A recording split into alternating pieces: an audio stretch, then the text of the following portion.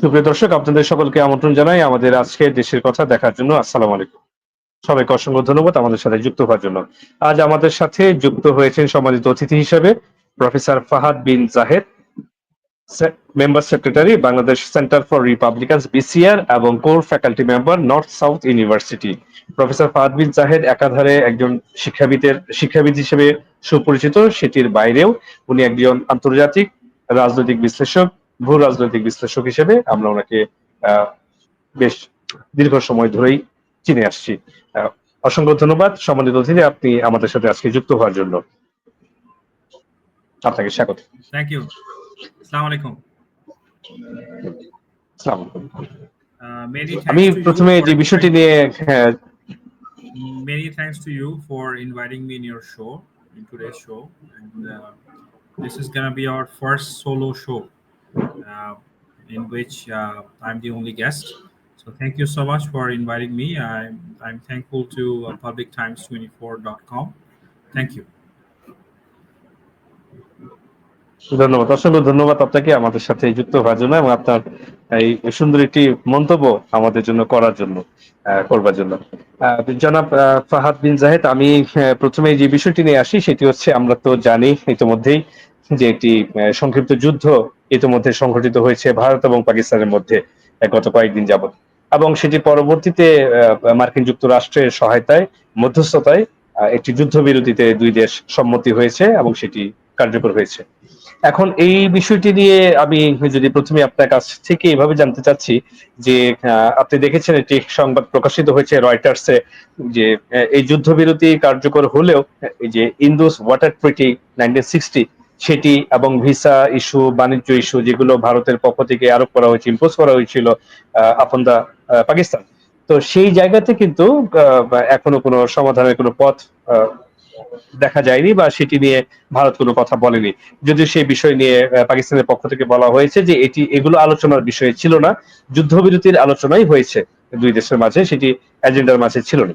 তো বিষয়টিকে আপনি কিভাবে দেখছেন যে এই যে যুদ্ধবিরতি কার্যকর হচ্ছে এবং পাশে দিয়ে যেই বিষয়গুলো আরোপিত করা হয়েছিল, ইম্পোজ করা হয়েছিল পাকিস্তানের জন্য ভারতের পক্ষ থেকে, পানি চুক্তি থেকে শুরু করে অন্যান্য নানাবিধ বিষয়, ভিসা এবং বাণিজ্য ইস্যু, সেগুলো কিন্তু ভারত প্রত্যাহার করে নেয়নি। তো এখন এই দুই দেশের সম্পর্ক কোন দিকে যাচ্ছে আপনার কাছে মনে হয়? এই যুদ্ধবিরতি কতটুকু সুফল হবে, কতটুকু কার্যকর হতে পারে বলে আপনি মনে করছেন? আচ্ছা, আমি ফার্স্টে একটা কথা বলি, সেটা হচ্ছে যে ভারত এবং পাকিস্তান দুইটা দেশই কিন্তু, দো দে আর নেইবার্স, কিন্তু since their birth they are arch rivals to each other, কিন্তু সবাই জানে। ভারতের জন্য পাকিস্তানের একটা স্ট্রং এক্সিস্টেন্স মেনে নেওয়াটা যেমন ডিফিকাল্ট, পাকিস্তানের জন্য একটা শক্তিশালী ভারতকে অ্যাকসেপ্ট করাটা ডিফিকাল্ট। ঠিক আছে? এবং এখানে একটা জিনিস আপনি দেখবেন, সেটা হচ্ছে যে ভারত এবং পাকিস্তান ভৌগোলিক দিক থেকে, জিওপলিটিক্যালি, দুইটা দেশের ভিতরে অনেক বিষয় নিয়ে কিন্তু ডিসপিউট আছে। তো এই ডিসপিউটটা থাকতেই পারে, কিন্তু সেই ডিসপিউটটাকে রিজলভ করার যে কিছু জায়গা আছে, যেমন ট্যুরিজম। আপনি দেখবেন যে একটা দেশের থেকে আরেকটা দেশে যে ট্যুরিস্টদের যাওয়া আসা করা, সেটা জেনারেল ট্যুরিজম হতে পারে, সেটা মেডিকেল ট্যুরিজম হতে পারে। তো এই দিকগুলোতে ইউজুয়ালি যেটা হয় সেটা হচ্ছে যে একটা দেশের সাথে আরেকটা দেশের কোল্ড ওয়ার চললেও, কিংবা শীতল সম্পর্ক থাকলেও, আমরা যেটাকে বাংলায় বলি, এই কার্যক্রমটাকে কিন্তু সাধারণত বন্ধ করা হয় না। কেন? সেটা হচ্ছে, there is a saying যে you cannot change your neighbor, তাই না? হঠাৎ করে তো মানে দুইটা দেশ, এটা তো আর কোনো বাসা বাড়ি না, পার্মানেন্টলি ভৌগোলিক অবস্থানরত দুটো দেশ। তো এই দুটো দেশ কিন্তু, কোনো দেশই এইভাবে আরেকটা দেশকে geopolitically, if there is a standing, you cannot just change your neighbor overnight, you cannot do that. তো এই সম্পর্কটাকে ঠিক মতো বজায় রাখার জন্যই এই স্টেপগুলো নেওয়া হয়, যেমন হচ্ছে যে আপনার ট্যুরিজম, ভিসা চালু রাখা, যাওয়া আসা করা, এবং কালচারাল এক্সচেঞ্জও হতে পারে। তো একসময় কিন্তু আমরা দেখেছি যে ভারতের যে মিডিয়া উপমহাদেশে Bollywood is a very famous platform for performers to perform, entertainers to go and perform.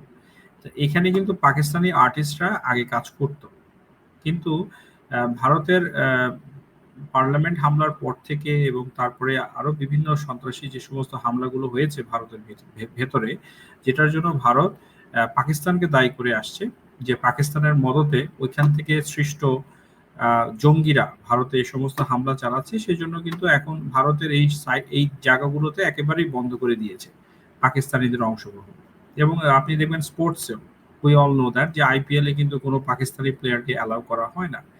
এবং যেখানে আগে আমরা দেখতাম যে ক্রিকেট হচ্ছে এমন একটা মাধ্যম যেটার মাধ্যমে কিন্তু এটার ভিতরে পলিটিক্স টেনে আনার কিছু নাই, বাট এটার ভিতরে দেখা গেছে যে এই দুইটা দেশের মধ্যে রাজনৈতিক ইস্যু চলে এসছে। স্পেশালি এটাকে ইন্ডিয়া নিয়ে এসছে যে না, যেহেতু পাকিস্তান সন্ত্রাসবাদের মদত দিচ্ছে এগেনস্ট ইন্ডিয়া, এই জন্য ইন্ডিয়া কিন্তু পাকিস্তানের সাথে ক্রিকেট খেললেও সেটা কিন্তু একটা নিরপেক্ষ ভেন্যুতে তারা খেলার চেষ্টা করে, তাই না? আপনারা কিছুদিন আগেই দেখেছেন যে India was not willing to visit Pakistan though other nations were visiting it, হ্যাঁ, এবং তারা কিন্তু ওই যে নিউট্রাল যে ভেন্যু দুবাই, সেখানে কিন্তু ক্রিকেট খেলেছে একজন আরেকজনের সাথে। তো এখানে ইন্ডিয়া পাকিস্তানের ভিসা বাতিল করেছে 1960s এর যে ওয়ার্ল্ড ব্যাংকের দতিয়ালিতে যেই ইন্ডাস ওয়াটার ট্রিটি হয়েছে সেটাকে বাদ দিয়েছে। এবং এই ট্রিটি ইন্ডিয়া বাদ দেওয়ার কারণে পাকিস্তানের সমস্যা হবে, কিছুটা সমস্যা অবশ্যই হবে। যেমন সেটা হচ্ছে যে আমরা যেটাকে বলি যে the natural flow of river, তাই না? ন্যাচারাল ফ্লো অফ রিভারটা যদি বন্ধ হয়ে যায় সেক্ষেত্রে এটা হচ্ছে ইরিগেশন থেকে শুরু করে বিভিন্ন প্রকল্পে যেটাকে আমরা বলি agricultural, from the point of view of agricultural aspects, this is gonna hurt Pakistan.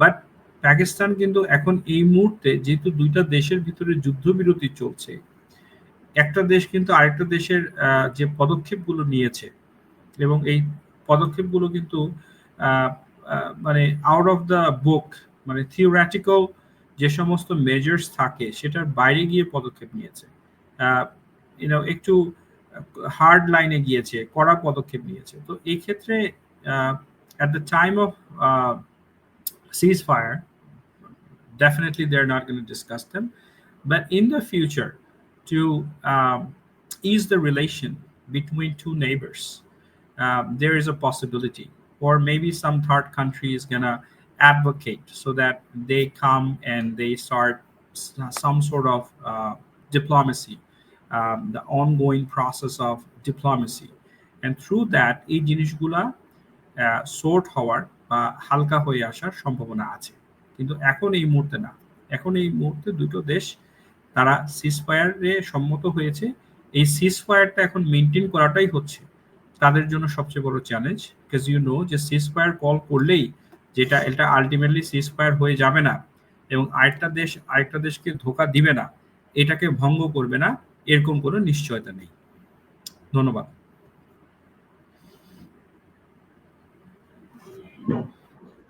ধন্যবাদ। আমি আরেকটি বিষয়ে আসি।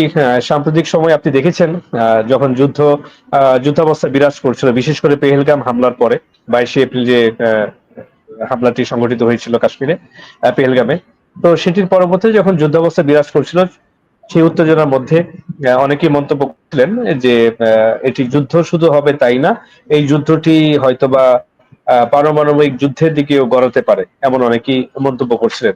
তা আমরা কার্যত দেখলাম ইতিমধ্যে যে যুদ্ধ থেমেছে, একটি সিজফায়ার চুক্তিও হয়েছে, যুদ্ধবিরতিও হলো। তো এখন আপনি এই বিষয়টিকে আপনার দৃষ্টিকোণ থেকে, আপনি একজন ভূ রাজনৈতিক বিশ্লেষক হিসেবে আপনি কিভাবে দেখবেন যে অনেকের কাছ থেকেই কিন্তু আমরা এমন অনেক মন্তব্য পেয়েছি সাম্প্রতিক সময়ে, এই যুদ্ধের সময়ও আমরা পেয়েছি, যুদ্ধ যখন লাগছে একদম সেই সময়ও এরকম কিছু মন্তব্য বিভিন্ন জায়গা থেকে এসেছে, বিভিন্ন মহল থেকে। এদিকে আপনি কিভাবে দেখেন?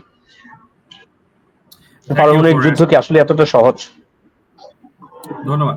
Thank you for asking me this wonderful question. আমি এখানে একটা জিনিস বলি, সেটা হচ্ছে আপনার শোতে আপনার মনে থাকার কথা আমি এই জিনিসটাকে কিন্তু খুব ক্লিয়ার করে বলেছি, দিস ইজ অন রেকর্ড।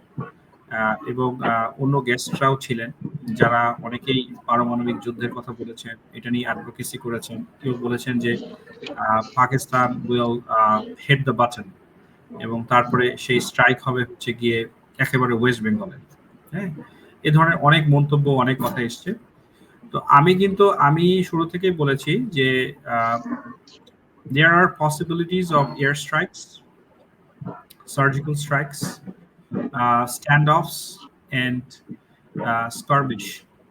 ঠিক আছে, এর বাইরে দুইটা নিউক্লিয়ার আর্মড নেশন কখনোই পারমাণবিক হামলার দিকে যাবে, এটা নেক্সট টু ইম্পসিবল। আমি কথাটাকে এইভাবে বলছি, নেক্সট টু ইম্পসিবল। এবং আমি আমার এই কথার সাথেই আমি থাকতে চাচ্ছি। আমার কাছে যেটা মনে হয়, being a geopolitical analyst and as far as I know policies and stuff, এটা হওয়ার সম্ভাবনা অলমোস্ট নেই বললেই চলে। এখন কারণ হচ্ছে যে দেখুন, নিউক্লিয়ার ওয়ার যদি শুরু হতো তাহলে এটার অন্যতম প্রাইম এক্সাম্পল হতো ইউক্রেন এন্ড রাশিয়া ওয়ার। কারণ আপনাকে মনে রাখতে হবে যে এই মুহূর্তে রাশিয়ার কাছে কিন্তু সবচেয়ে বেশি নিউক্লিয়ার ওয়েপন আছে। ঠিক আছে, এখন the question is, the Russian President Putin, he thought, and he consulted with all his military commanders, and he thought within 72 hours they're going to capture the entire Ukraine, and they're going to, put the government of their choice. But it never happened. কারণ তাদের ক্যালকুলেশনটা রং ছিল, এবং আমেরিকানসরা ওখানে, আমেরিকার গোয়েন্দা সংস্থার লোকজন and Americans, they were training the Ukrainians, and যেটা হয়েছে সেটা হচ্ছে ইউক্রেনিয়ানদেরকে অনেক আগের থেকেই আমেরিকা ওয়েপেন দিচ্ছিল, এবং আমেরিকান যারা অ্যালাইড নেশনস আছে তারা ওয়েপেন দিচ্ছিল। যার কারণে দেখুন, মডার্ন ডেতে ওয়ারে সবচেয়ে বেশি ইম্পর্টেন্ট হচ্ছে কি ইনফরমেশন। এখন যুদ্ধে, ওই 50 বছর আগের যুদ্ধে যে খুব বেশি মিলিটারি মাইট আছে, এবং তারপরে হচ্ছে গিয়ে আমি ফিজিক্যালি খুব স্ট্রং, হ্যাঁ, বা আমার এত বেশি সোলজার্স আছে, হ্যাঁ, বা আমার এতগুলো কমান্ড পোস্ট আছে, বা আমার এই ইকুইপমেন্ট আছে, এইগুলা অবশ্যই একটা factor, but the major factor is the information. যার কাছে যত ডিরেক্ট, কনসাইজড এবং পিন পয়েন্ট ইনফরমেশন থাকবে, তার অ্যাডভান্টেজ পাওয়ার সম্ভাবনা যুদ্ধের ক্ষেত্রে সবচেয়ে বেশি। এখন এই ইনফরমেশন যে সেই দেশকে নিজেকে কালেক্ট করতে হবে তা কিন্তু না। একটা দেশের কিন্তু অনেক অ্যালাইজ থাকে, সেই অ্যালাইজরা কিন্তু তাকে সেই ইনফরমেশন দিতে পারে। তো যুদ্ধে সাফল্য আনার জন্য যে দুইটা জিনিস ইম্পর্টেন্ট, সেটা হচ্ছে, একটা হলো ইউ ক্যাপচার সিক্রেট, রাইট? আপনি যেই ওয়েপেন ইউজ করছেন সেটা খুব একটা জনসম্মুখে না আনাই ভালো। আর আরেকটা হচ্ছে ইনফরমেশন, যে আপনি আপনার ইনফরমেশনটা কতটুকু ইউনিক, কতটুকু ডিরেক্ট, এবং সেটার উপর বেসিস করে আপনি আপনার শত্রু পক্ষের কোন কোন জায়গাগুলোতে হামলা করতে পেরেছেন। So coming back to that war in Ukraine, Russia suffered a lot, কারণ তারা দেখেছে তাদের কলামস অফ ট্যাঙ্কস কিন্তু নাই, because of that javelin anti tank missile. এবং এটা এত ডেঞ্জারাস একটা missile, let me tell you that it has two charges at the same time. Javelin anti-tank missile দুইটা চার্জ থাকে। এখন আপনি জিজ্ঞেস করতে পারেন যে দুইটা চার্জ কেন? একটা চার্জ হলো যেটা ট্যাঙ্কের যে আর্মার, ওইটাতেও কিন্তু একটা প্লেটিং থাকে, ওই আর্মারটাকে হিট করার জন্য। ইউজুয়ালি কনভেনশনাল যে সমস্ত অ্যান্টি ট্যাঙ্ক মিসাইলস আছে, সেটা যখন একটা ট্যাঙ্কের আর্মারে যখন হিট করে, তখন ফার্স্ট যে চার্জটা সেটা ট্যাঙ্কের আর্মার প্লেটের সাথে গিয়ে বার্স্ট করে, ঠিক আছে? কিন্তু ওইটার যে আরেকটা চার্জ আছে, সেকেন্ডারি চার্জ, ওইটা কি করে যে এই যে ট্যাঙ্কের যে কম্পোজিট আর্মার, সেটা কেটে ভিতরে ঢুকে যায়, অ্যাজ ইফ লাইক আমি যদি একটা লোহার গরম ছুরিকে যদি মাখনের উপর ধরি, তাহলে যেটা হবে, জ্যাভেলিন অ্যান্টি ট্যাঙ্ক মিসাইল কিন্তু সেটাই করে, এবং এটা হিট করতে পারে একদম উপর থেকে এসে। মানে একদম ট্যাঙ্কের সবচেয়ে উইক পয়েন্ট হচ্ছে যেটার ভেতরে ওই যে যেটাকে আমরা বাংলায় বলি যে আপনার মানে যেটাতে ভিতরে কমান্ডাররা বসে, মানে যেটাকে বলি আমরা ওই যে উপরে ঢাকনিটা, হ্যাঁ, রুফে থাকে। তো এটা কি করতে পারে, রুফে এসে হিট করতে পারে। তো যখন রুফে এসে ওটা হিট করতে পারে, ওই ট্রাজেক্টরি ইউজ করতে পারে, তখন it makes the tank vulnerable. কারণ ওই জায়গাটাই মানে উপরের ওই স্পটটাই কিন্তু ট্যাঙ্কের সবচেয়ে ভালনারেবল জায়গা, যেখানে জ্যাভেলিন হিট করতে পারে। এবং এটা বহন করা খুবই ইজি। আপনার এটা লাইট ওয়েট, মানুষ কাঁধে বহন করতে পারে, এবং এটা একবার টার্গেট সেট করার পরে এটা যখন ফায়ার করে ইচ্ছা করলে সেখান থেকে সরে যেতে পারে। As far as I know, I studied about javelin, and as far as I know about this weapon, তো এটা খুবই হ্যান্ডি একটা ওয়েপন ইন ওয়ারফিল্ড, যেটা রাশিয়ানদেরকে মারাত্মকভাবে ভুগিয়েছে। আমেরিকা ইউক্রেনকে, অ্যাজ ইউ নো, যে আমেরিকা দিয়েছে হাইমার্স, তাই না, হাই মোবিলিটি যে আর্টিলারি রকেট সিস্টেম থাকে, এটা প্রোভাইড করেছে। সো এটাতে তারা মিড রেঞ্জ মিসাইলস প্রথমে দিয়েছে, ক্লাস্টার্স অ্যামিনেশনস দিয়েছে। তো এগুলাতে হয়েছে কি, রাশিয়ানরা এই ধরনের জিনিসের জন্য প্রস্তুত ছিল না, ঠিক আছে। তো এইগুলার কারণে যেটা হয়েছে, পরবর্তীতে রাশিয়া এমন একটা পজিশনে এসছে যে সবাই, Putin, he uh, he called the meeting. He announced that we're at the threshold of nuclear deterrence, এবং আমার নিউক্লিয়ার ডিটারেন্স ফোর্সকে আমি রেডি রেখেছি, যদি রাশিয়ার মেইনল্যান্ড অ্যাটাকড হয় তাহলে কিন্তু আমরা কিন্তু হিট করব, মানে we're going to use nukes, that's what he said. কিন্তু এরপরে পিউটিন কিন্তু আর ওই নিউক্লিয়ার বম্ব কিন্তু ইউজ করেনি ইউক্রেনে। কেন করেনি? বিকজ হি নোজ যে যদি পিউটিন এটাকে ইউজ করতো তাহলে নেটো এসকেলেশনে এসে নেটো কিন্তু ওই যে রাশিয়ার যে সমস্ত স্টক পাইল আছে, যেখানে রাশিয়ার নিউক্লিয়ার বম্বস আছে, স্টক পাইলস আছে, সেখানে নেটো কিন্তু এটাকে রিটালিয়েট করতো শক্তভাবে, যেটার জবাব রাশিয়ার কাছে ওইভাবে নেই। So Putin, for the sake of his country and people, he didn't want to take this kind of risk. এখন আমি সেই জন্য বলেছি, যেখানে পিউটিন পারে নাই সেখানে ইন্ডিয়া পাকিস্তানের থেকে এই জিনিস কিভাবে মানুষ এক্সপেক্ট করবে? How come this is possible? আপনি আমার কথা বুঝতে পারছেন? এবং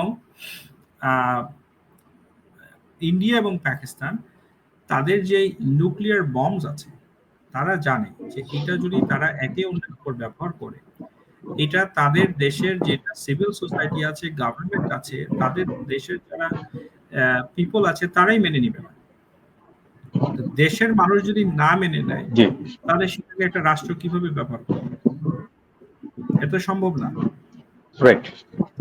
এবং আপনি এটা শুধুমাত্র এই বিষয়ের মধ্যেও সীমাবদ্ধ নয়, এটার আরো কিছু এক্সটেনশন পার্ট আছে। যেমন আপনি যদি নিউক্লিয়ার বম্ব ইউজ করতে চান, তাহলে আপনার উপর হান্ড্রেডস অফ ব্যানস লাগাবে, ইন্টারন্যাশনাল যে সমস্ত বড় বড় নেশনস আছে, আপনার ট্রেড স্লো হয়ে যাবে, আপনি ট্রেড করতে পারবেন।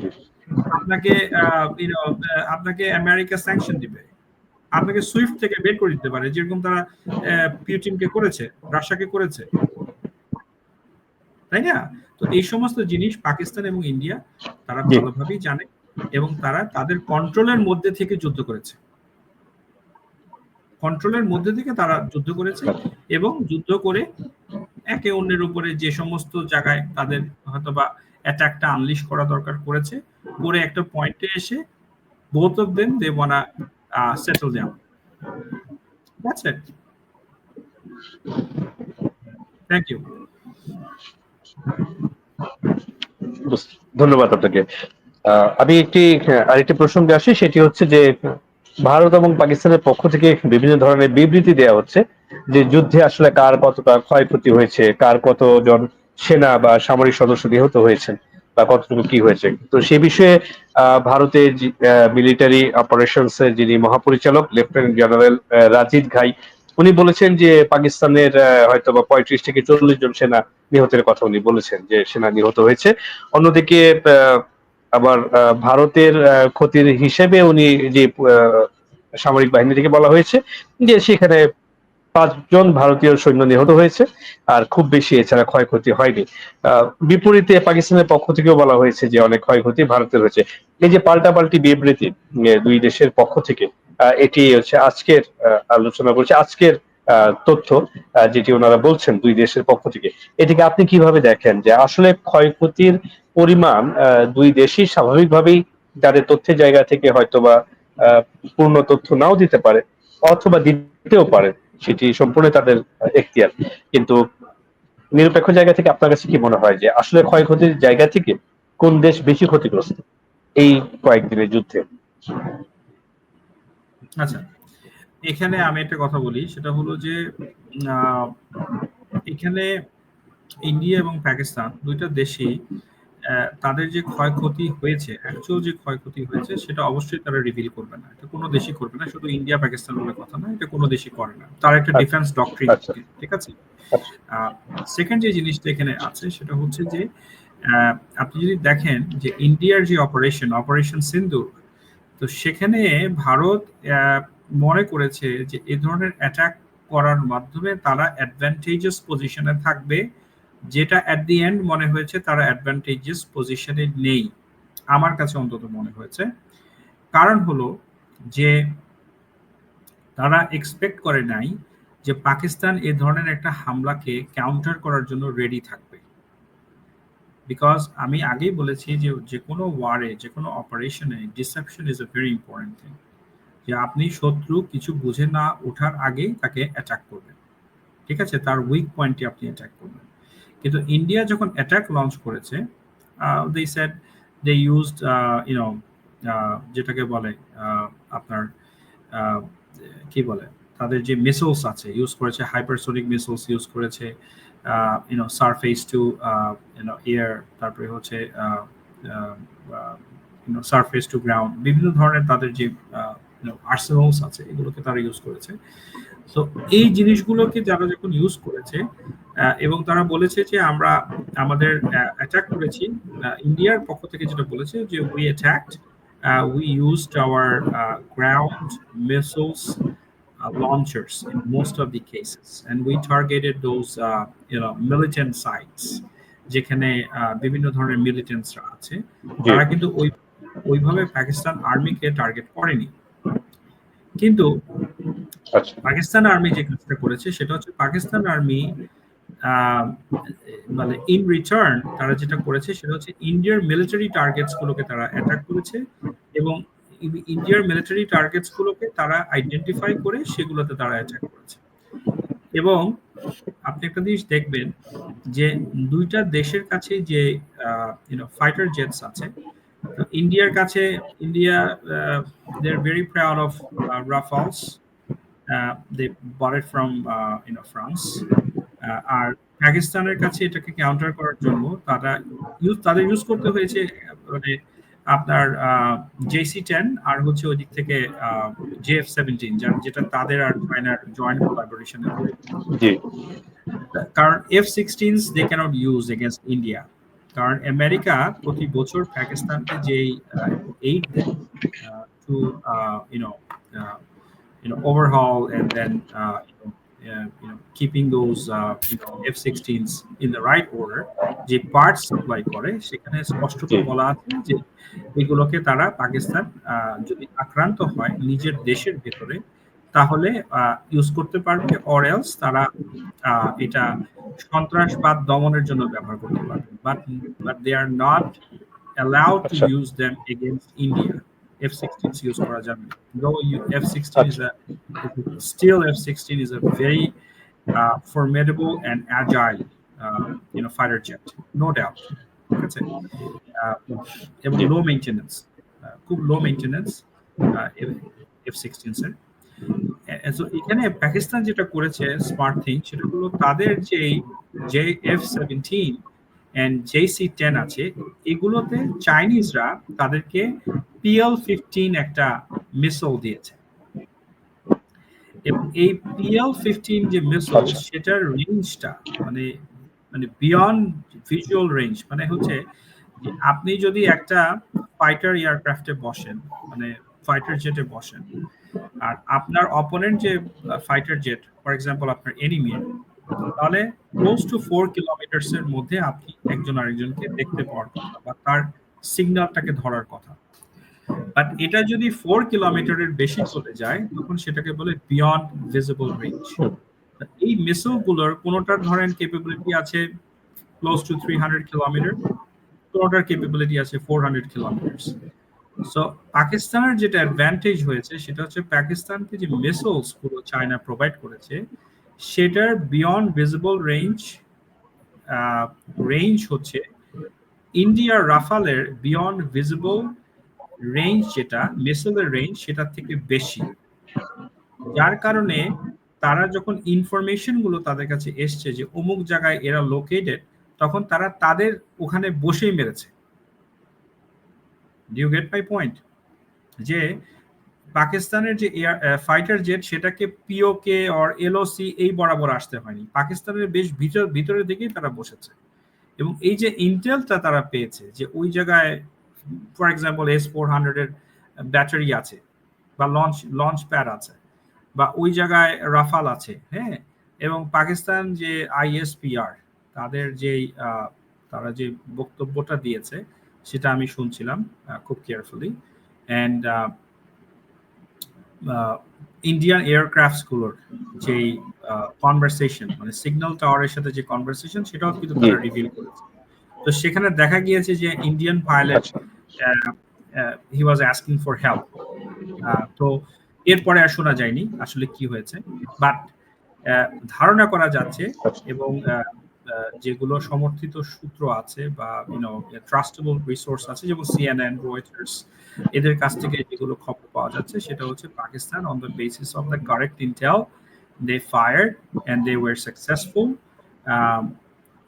in terms of destroying those Rafales and S-400 missile batteries and systems.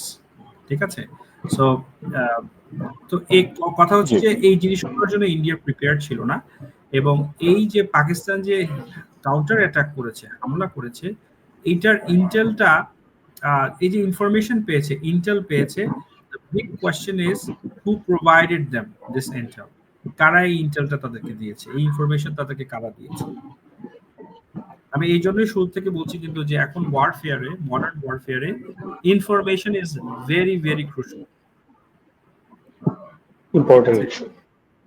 So this is a big question mark যে কারা তাদেরকে এটা প্রোভাইড করেছে, এবং with the help of that ওই জিনিসগুলোকে পিন পয়েন্ট করে তাদের কাছে থাকা যে ইকুইপমেন্ট আছে, দেখুন PL-15 যে মিসাইলস, এটা কিন্তু চায়না কাউকে দেয় না, এটা শুধু পাকিস্তানকে দিয়েছে, পয়েন্ট টু বি নোটেড।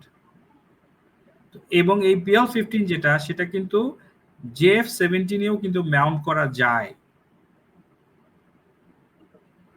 আপনি বুঝতে পারছেন?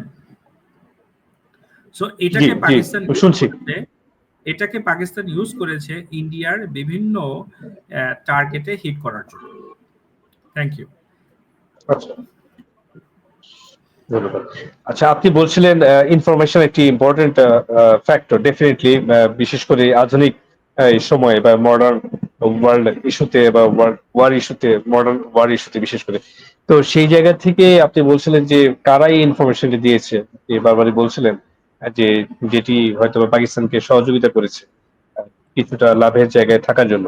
আপনার কাছে কি মনে হয়, একান্ত আপনার জাজমেন্টাল ভিউ থেকে কি মনে হয় যে কারা আসলে এই তথ্য দিয়ে সহযোগিতা করেছে? Well, that's a $1 million question, and if you want to point out who did it, তাহলে ফার্স্টেই কিন্তু নজর যায় হচ্ছে চায়নার দিকে, তাই না? Because China is very close to Pakistan, and China and Pakistan they are allies, এবং শুরু থেকে কিন্তু চায়না তাদের সাথে আছে। কিন্তু এটা তো আপনার মানে প্রুফ করাটা তো ইজি না, আপনি ধারণা করতে পারেন কিন্তু প্রুফ করাটা ডিফিকাল্ট, তাই না? জি, অবশ্যই। আমি এবার আপনার কাছে আমি আবারও একটু পুরোনো প্রশ্নে ফিরে যেতে যাচ্ছি, যেটি আমি শুরুতেই করেছিলাম। সেটা হচ্ছে আপনার জাজমেন্টাল ভিউ থেকে, সম্পূর্ণ আপনি একজন বিশ্লেষক হিসেবে আপনি আসলে কি মনে করছেন যে এই যুদ্ধবিরতি, যেটি আমি শুরুতেই প্রশ্ন করেছি, আপনি উত্তর দিয়েছেন, আংশিক উত্তর দিয়েছেন, তারপর আমি আসতে যাচ্ছি যে এটি আসলে কতদিনের জন্য মনে হচ্ছে আপনার কাছে মনে হচ্ছে যে কার্যকর থাকবে, এক। এবং দুই হচ্ছে আহ, আপনি জানেন যে কাশ্মীর সংকটের একটি স্থায়ী সমাধান পাকিস্তান চাচ্ছে, এটি কিন্তু বলেছে। যুক্তরাষ্ট্র যখন মধ্যস্থতায় আসলো এবং দুই দেশকে আলোচনা টেবিলে বসালো, সক্ষম হলো বসাতে, তখন সেই বিষয়টি দাবি ছিল পাকিস্তানের পক্ষ থেকে। তো এই কাশ্মীর সংকট সমাধান আপনার কাছে কি মনে হয়, কোন দিকে যাবে, সেটির আসলেই সমাধান কিভাবে সম্ভব?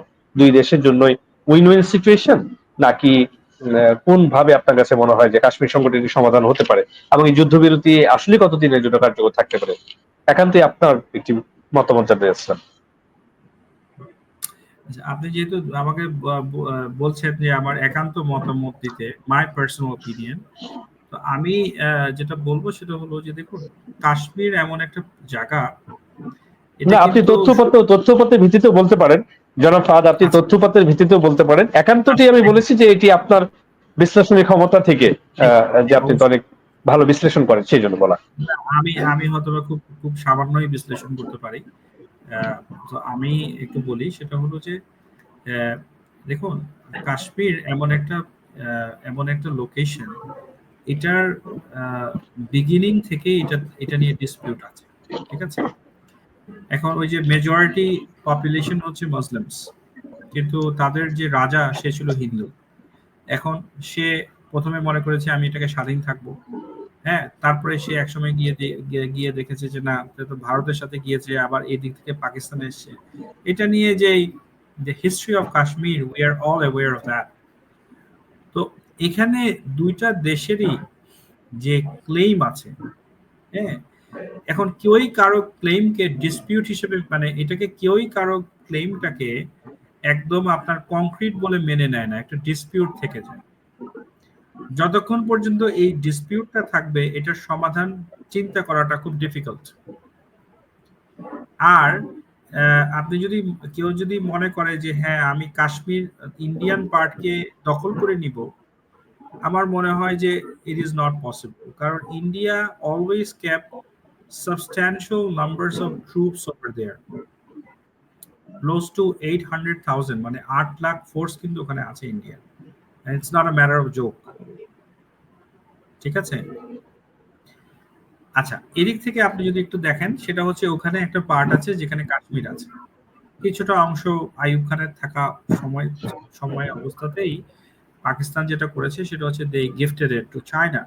কারণ পাকিস্তান এই জন্য গিফট করেছে যে জি। পাকিস্তান ওয়াজ অ্যাওয়্যার যে ইন দ্য লং রানে গিয়ে ইন্ডিয়ার সাথে এখানে তাদের ম্যাচ করে ফর্মিডেবল অবস্থায় থাকাটা ডিফিকাল্ট হতে পারে। For that reason they gave this to China so that they get some backing from China. ঠিক আছে, তো এখানে যদি সলিউশনের কথা কেউ বলে, I don't think that America or any Western country can give them solutions unless or until both the parties are keen to have a proper solution. ঠিক আছে, এটা আমার কাছে মনে হয়, এটা ছাড়া আচ্ছা, কখনো সম্ভব না। আচ্ছা। ঠিক আছে, দুইজনের যে কনভেনশনাল নীতি আছে, পলিসিস আছে regarding G. Kashmir, they must uh, reconciliate several things। তাদের এটা করা উচিত, এবং তাদের ওই যে কনভেনশনাল পলিসি থেকে বের হয়ে এসে যদি তারা নিজেদেরকে অন্য একটা ভাবে ছাড় দিয়ে চিন্তা করতে পারে, then there is a possible way of solution. আচ্ছা। কারণ আলটিমেটলি কাশ্মীর কিন্তু কখনোই স্বাধীন থাকতে পারবে না, কারণ ইন্ডিয়া কখনো ক্লেম ছাড়বে না, আচ্ছা। পাকিস্তানও কখনো ক্লেম ছাড়বে না, আর ওই দিক থেকে চায়না তো যেটা চায়নার কাছে আছে, আকসাই চীন, সেটা চায়নার কাছেই থাকবে। It's a part of China now, তাই না? আর জি। একটা জিনিস হচ্ছে যে দেখুন, war is not a solution. অনেকেই আজকাল দেখি যুদ্ধের জি। কথা বলতে গিয়ে খুব মজা পেয়ে যায়, মনে করে যে যুদ্ধের কথা বলে মানুষকে একটু অ্যাজিটেট করে, এক্সাইট করে, হ্যাঁ, একটা জায়গায় যদি আনা যায়।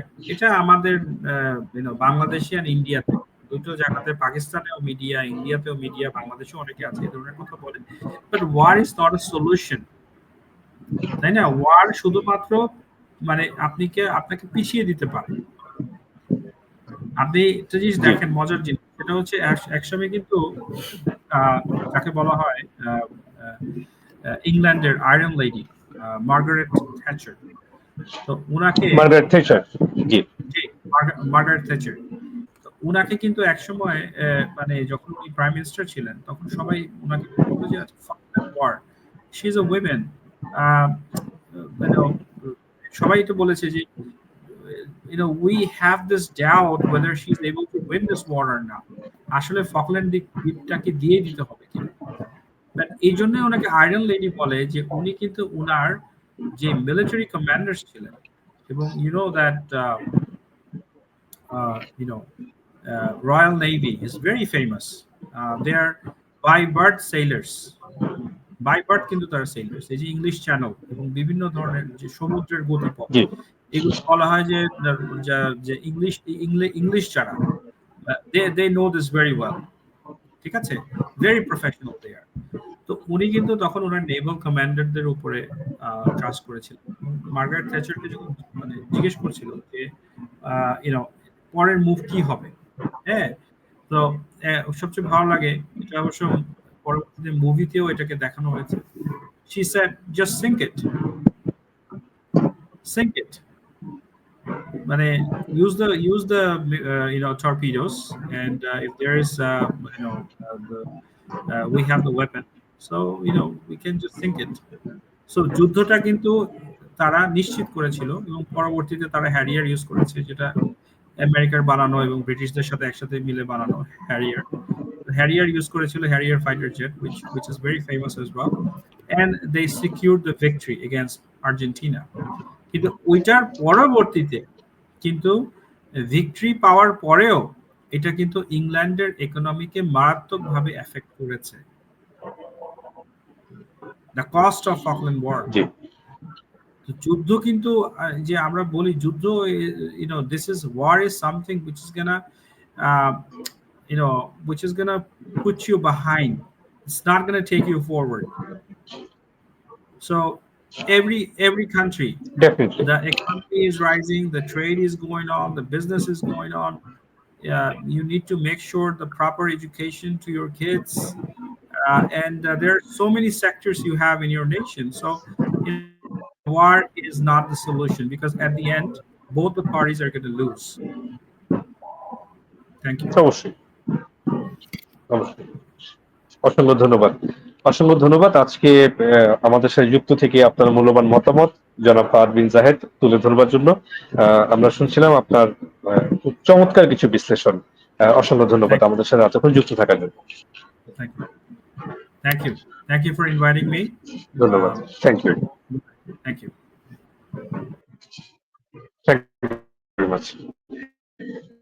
সুপ্রিয় দর্শক, আজকের মতো বিদায় নিচ্ছি। এগুলো আমাদের সাথে এতক্ষণের আলোচনার বিষয়গুলো, যেগুলো নিয়ে আমরা কথা বলছিলাম। সুপ্রিয় দর্শক, আপনাদের সকলকে অসংখ্য ধন্যবাদ জানাই আমাদের সাথে এতক্ষণ যুক্ত থেকে আমাদের আলোচনা শোনার জন্য। আবারও দেখা হবে নতুন অতিথি, নতুন বিষয় নিয়ে। ততক্ষণ পর্যন্ত অসম্ভব ভালো থাকুন এবং সুস্থ থাকুন, নিরাপদ থাকুন। সবাইকে ধন্যবাদ।